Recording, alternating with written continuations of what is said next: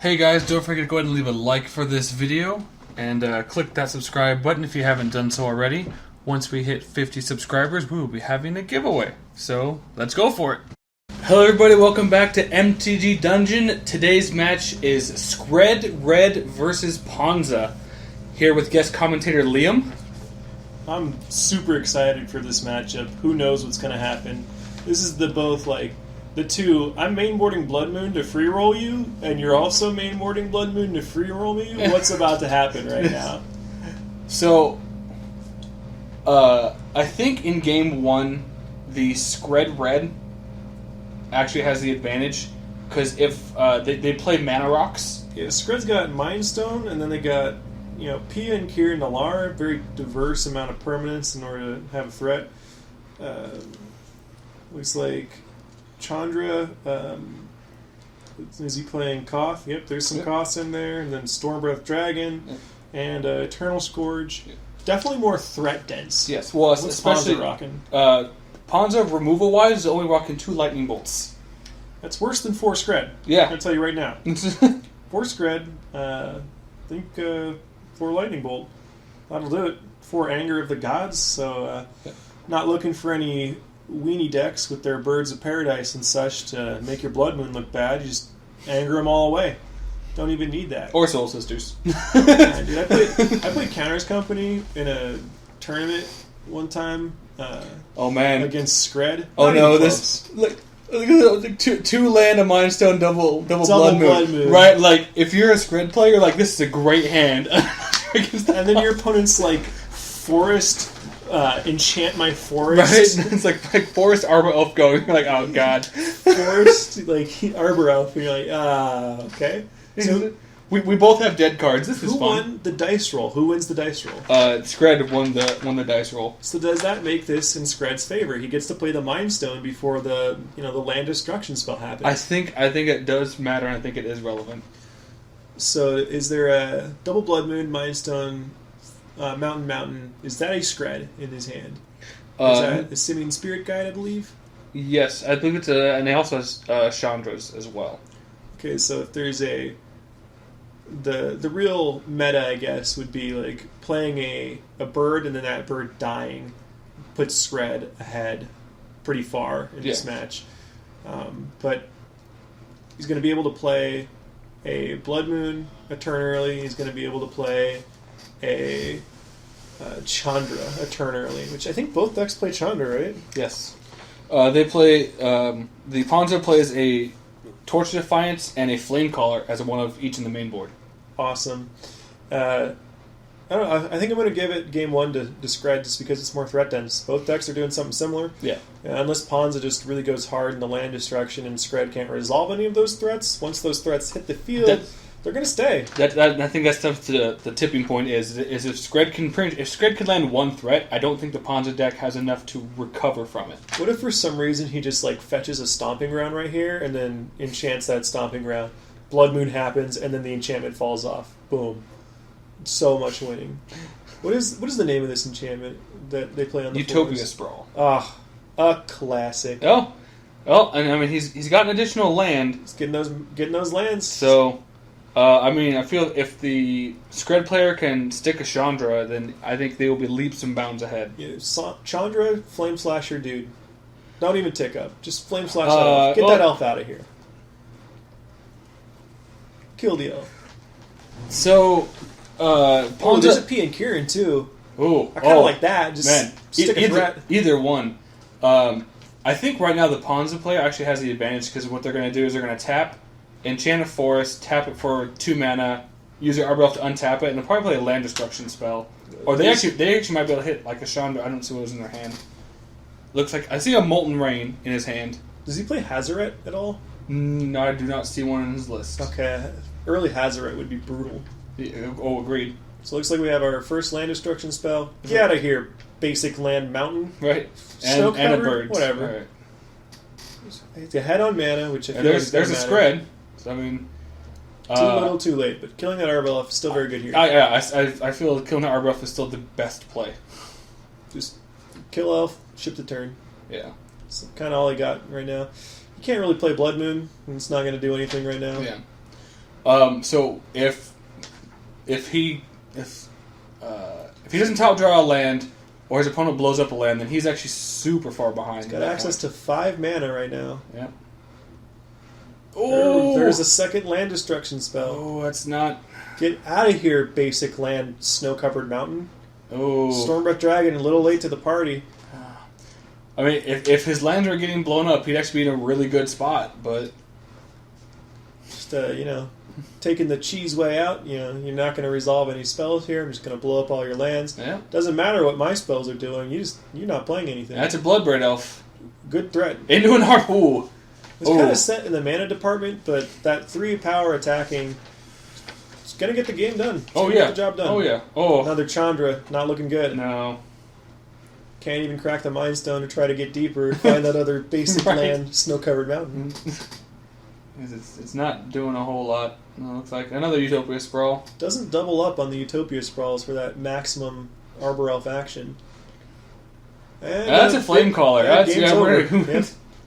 I mean, that's 9 damage coming down. Man, yeah. I was willing to give it to Skred in that game one because of the threat density, but it doesn't matter if you just never get to play any of your threats. I say the big turning factor was the Ponza player had 2 land destruction spells. They were able to play back to back. Yeah, the double land destruction, just preventing him from playing any relevant threats, just got him there.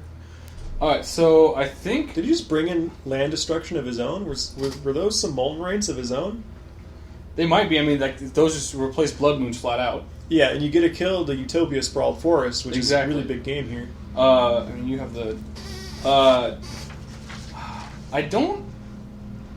Maybe the only thing I can see coming out of the board for the Ponza player is maybe the Obstinate Balos, because like the Abrade doesn't see. Well, I guess the Abrade, because I can blow up Mind Stones. So there is 3 Molten Rain. You can bring those in over the Blood Moon. We got a Nahiri's Wrath, 3 Dragon Claw. The Batterskull seems pretty sweet. Squee Immortal. Don't necessarily think you want that card in this matchup, per se. I mean, yeah, with the land destruction, I mean, like normally, like in like Jund matchups, he's good because he's like an info blocker that we typically end up trading. But Pulse of the Forge, I don't even know what that does. All right. That's probably some niche Skred card that I have no idea. That card is from Mirrodin, and I believe it's deal 4 damage to a creature, and if something you get it back to your hand. What was the name of it again? Pulse of the Forge, and then a good old Achroma Angel of Fury. So yeah, Pulse of the Forge, 2 red, 1 colorless, instant speed, does 4 damage to target player or planeswalker. If that player or planeswalker's controller has more life than you return it to your hand. Right on. So, I think that's a very... I mean, his opponent's playing planeswalkers. So. Yeah. And so you can just take out those Blood Moons, and he takes out the Relics of Progenitus. They're not really doing anything in this matchup. Yeah. They're basically dead cards, so you get a free board them in. Yeah. And I feel like the Ponza player, like, bringing the Abrade seems fine.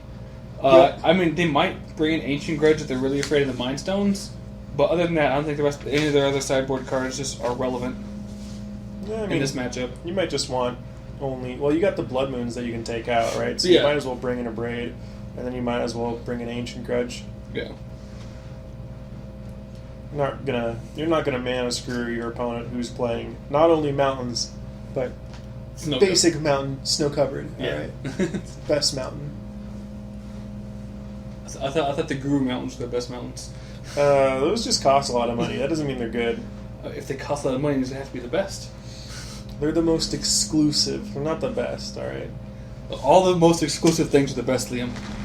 I'm going to disagree with you on principle there. So it looks like a hard cast Simian Spirit Guide hand. Double bolts. Actually, I mean, that seems fine, right? Acceptable. Because, like, since he's in the play, right? So land the Mind Stone. If the Ponza player doesn't have an acceleration... Ponza player also taking a mulligan here, so if he keeps a land that's contingent on playing a turn 1 mana dude and it gets bolted, bolting the bird could just lead to victory straight out of the gate. Well, I say, because, he has the bolts for the shenanigans with creatures, and the Simian Spirit Guide is pretty much a 4th mana. You can't Molten Rain a Simian Spirit Guide, technically. No. So I'll give you that. I mean, I've thought seized a Simian guide before. That didn't feel good, but it was also necessary. You're taking the damage. Yeah, right. But it was also like necessary. I mean, I just have the mental image of a volcanic eruption on a gorilla, and yeah, that's good enough. How Harambe really died. Yeah, we're rewriting history. It's going to be a Lord of the Rings style epic God. saga. Utopia Sprawl makes those bolts a little bit worse. There's no mana dork to get bolted immediately. That's Another the spirit second. guy. Oh man, Get a turn 4 threat right here. Is this a Koth? Oh, no, Mind Stone. No, it's doing a Mind Stone. He's got an Eternal Scourge, double Spirit Guide, double Bolt. So Yes, I mean, so nothing you really want to just run out. Okay, if he blows up a land, you're not really down anything. you could exile Simian Spirit Guide to Tireless play a Tracker? Simian Spirit Guide. All right. Tireless Tracker. This is probably just insta-bolted. Well, yeah, I think he's going to untap and... Alright, so...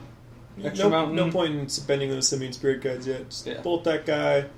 Probably hardcast Eternal Scourge and pass. Yep.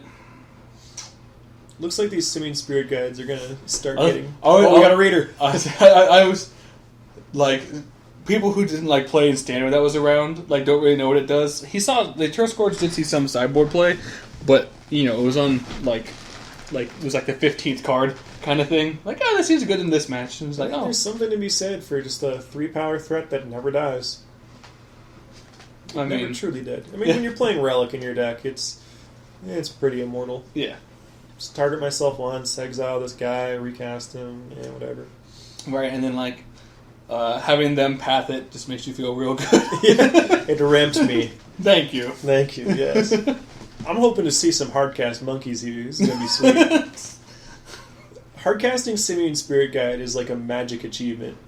Is it like hard casting a Street Wraith? Yes.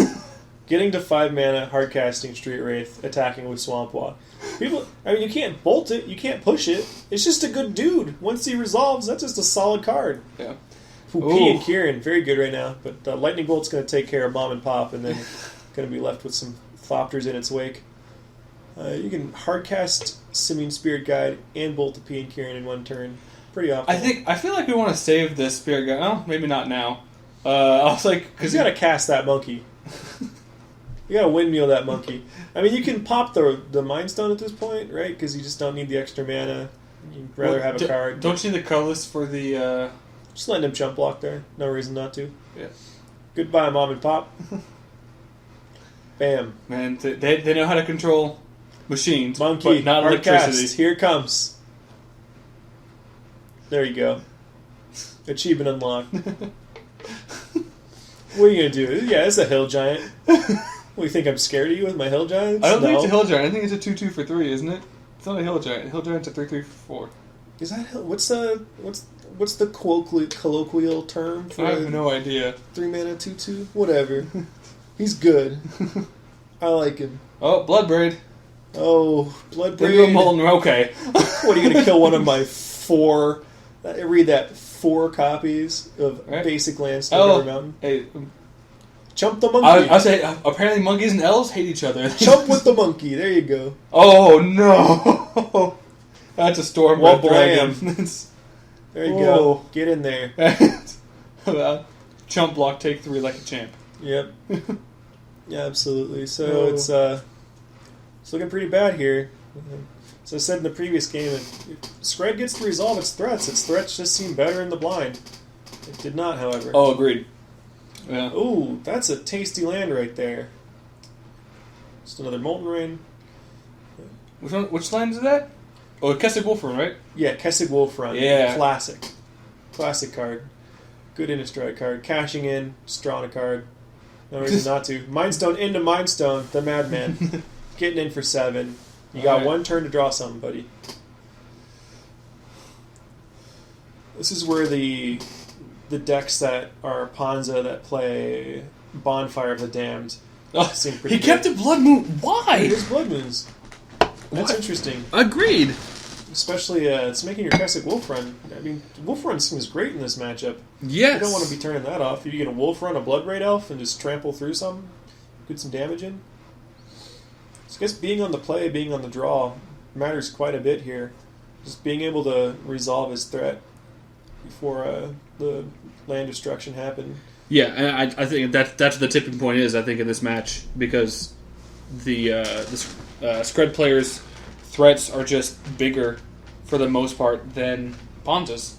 And Ponza doesn't have a great way to deal with them. Save for maybe Tireless Tracker. Tireless Tracker can run away with a game on its own, but it does require a lot of investment of mana into it. Yes. Tireless Tracker seems like he's a really good sideboard card for decks that are very, I guess, land oriented. So Ponza, Scape Shift, kind of decks. So it was you can't quite play him in the Jun style decks because they're not running enough lands, and then you can't quite play him in the Counters Company deck because you're playing 22 lands and a bunch of mana dorks. I mean, I've seen him. Decent. I've seen him in sideboards of the company decks, but it's usually it's a one of. And it's hey, if I hit this off of a Coco and we play a land, I get some value off of it. Yeah, but definitely. It's usually it's almost like it's a silver bullet for, I guess, Coco. If there was more land heavy decks in the modern meta that were green, Tireless Tracker would see a lot more play. It's a very, very good card. It's modern quality in its power level of what it does. Yes. It just doesn't have a shell that it really succeeds in and accelerates in. Well, not in the main board, at least. Was there a Tireless Tracker in the that Abzan deck that was playing Traverse the Ebon Wild? Yes. Yeah. I think that one came out. I think that one was out of the sideboard as well. Yeah, that seems pretty good in that style of deck where you can know you can tutor for it. It's just a one of, and you're gonna make a land drop immediately. Tireless Tracker into fetch land is virtually 2 cards. So yeah. You have to find the mana to spend it, but when it's good, it's pretty dang good. Good. I mean it's three land Molten Rain. My own Molten Rains. That's right. Oh god. Chu can play that game, Ponza. Oh, Molten Rain Wars. Oh, it's gonna be great. If he keeps. If his curve is 3 into Molten Rain, that's not beating your opponent Molten Raining you. So yeah. We'll see. It looks like I think he decided to keep, or there's some debate about it. No, I think keeps. Yeah. I feel like that's a fine one to keep. Does he have a removal spell for? I don't believe so. Oh. Ooh. Oh, it's pretty rough. Yeah. We start seeing some land destruction here that you can just run away with the game based on the land destruction alone. But at second forest, there's going to be no red. Just getting in for 1. Oh, wow. Looks like he's got a Cinderglade in his hand that he could not play on curve. Yeah. So land pass. He's going to make the Cinderglade, make a land destruction spell. Just time walk your opponent. Seems pretty good. Yeah. Man. Sitting on Molten Rain, two Chandras. The skred player not having removal for that Arbor Elf, I think, is probably the biggest determining. Oh, man. Oh, Molten Rain you back. There you go. Yep. Making use of that ape. the shake of anger. Yeah. If he draws another land right now, playing Anger of Gods into land P and Kieran seems like a winning strategy, but there's another red source. Probably going to see a Bloodbraid Elf here. Bloodbraid into land destruction seems just like game over. Yeah, agreed. Making 4 mana. Nope, just hard. Straight up Molten Rain you again. Oh, and oh no. And I think the Ponza player is just going to pull away with there's this one. the hand movement of, well, this is happening. Yep. I guess. I must accept my fate. Yes, I see my fate before me. I am struggling to accept it. What can you do? I think a Chandra Torch Safari is about to come down. I think that's just He's kept a 3-land hand, hasn't drawn another land. Drew a Simian Spirit Guide. It's almost a land, not quite the same thing. Yeah. And that's how it goes. Yep, looks like Chandra's ticking up to 5. Yeah, now Ponza's starting to run away with the game off the back of the double land destruction. Yep. Probably could have mulliganed that hand a little more aggressively, considering it was curving on 3. Yeah, the opponent has land destruction, but all right, there's a second one, but I think this is probably just too little, too late. Still no castable spells. It's unfortunate. Yeah. See another land destruction spell off the top right there. Looks like it. It's gonna plus. Oh, that's a Utopia Sprawl. Might as well cast that. No, just going for damage. All right. Fair enough. Got a good clock. Yeah. And straight up. And just another land destruction spell. Yep. Running away with the game. Gotta feel bad, man. Yeah. I mean, it's Ponza's doing exactly what it wants to be doing. All these spells and no way to cast them. Yep. Feels bad. vicariously painful to watch. I feel like Ponza would probably be a bad matchup for like the Grixis Death Shadow because you guys play so few land as well. Yeah, but if you're not interacting with the board and you're not killing the Death Shadow or the Gurmag Angler, then you just start turning sideways, and they don't play any hard removal spells for Gurmag Angler or for Death Shadow. So provided you can resolve one of them, you're sitting pretty. It doesn't really matter. Yeah, I'll give you that. I mean, like when they go turn 2 land destruction, it is a little rough. Turn 2 land destruction, probably not beating that unless you've got multiple fetch lands. And then Blood Moon, as we saw. Chandra about to ultimate, I think, just is going to take this game. Yeah, just play a spell, 5 you. It's a pretty good way to get classic modern card. I love Huntmaster of the Fells. Huntmaster of the Fells is one of my Jund pet cards. Such a beautiful card. Just does everything you want it to do. Gains you life. Gives you board presence. Spreads out your permanents. The poor runs out player. of the game. There's that Mind Stone, adding insult to injury. Can't cast it. And you can't even play a spell, so the Master's going to flip. Yep, the Anger of the Gods would have been absolutely brutal if it were castable, and there's a concession. Yeah. So, Ponza in 3.